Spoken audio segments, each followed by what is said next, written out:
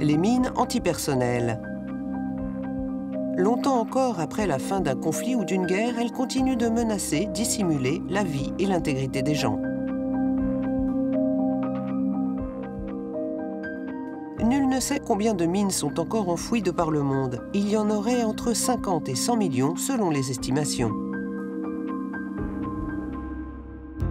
Cette entreprise japonaise conçoit depuis longtemps du matériel de déminage pour éliminer les mines antipersonnelles.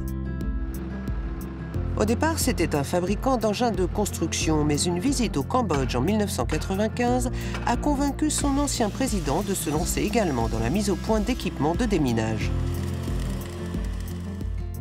C'était à la fin de la guerre civile. Il restait des mines et d'autres engins explosifs partout.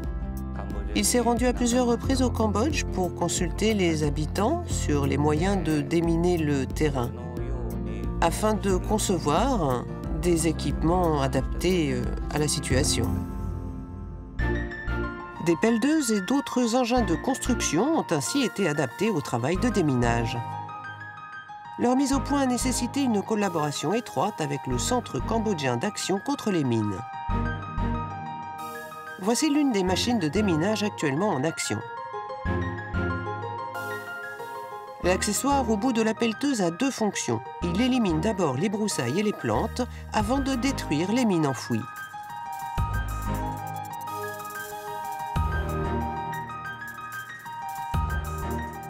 Les lames rotatives concassent et désactivent les mines avant qu'elles n'explosent. L'entreprise fournit aujourd'hui sa gamme d'équipements de déminage à 12 pays.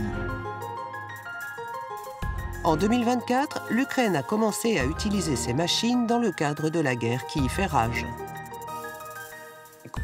Notre objectif est d'aider les pays à renouer avec une paix réelle le plus rapidement possible, tout en faisant en sorte que les gens puissent retrouver une vie normale. Une autre technologie japonaise est à l'œuvre dans les zones montagneuses ou difficiles d'accès pour les plus grosses machines. L'ancienne méthode consistait à localiser les mines avec un détecteur de métal avant de les déterrer à la main.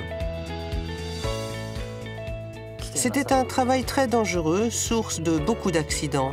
Avec notre robot démineur, l'opérateur peut rester à une distance raisonnable en sécurité. Les mines antipersonnelles explosent lorsqu'elles détectent une pression équivalente à 5 kg. De nombreux essais ont été nécessaires pour trouver comment détecter les mines sans les déclencher. Quand nous avons entendu parler de cette technique de forage à l'air comprimé, nous avons compris que nous tenions peut-être la réponse. Cette méthode permet d'éliminer la terre sans exercer de pression sur la mine. Leurs technologies permettent un déminage plus rapide et plus sûr que quand un humain opère. En 2024, la conférence d'examen de la Convention d'Ottawa sur l'élimination des mines antipersonnelles s'est tenue à Siem Reap au Cambodge. Les entreprises japonaises y ont présenté aux experts du monde entier leurs innovations en matière de déminage. Les technologies japonaises aident à atteindre un monde débarrassé des mines antipersonnelles.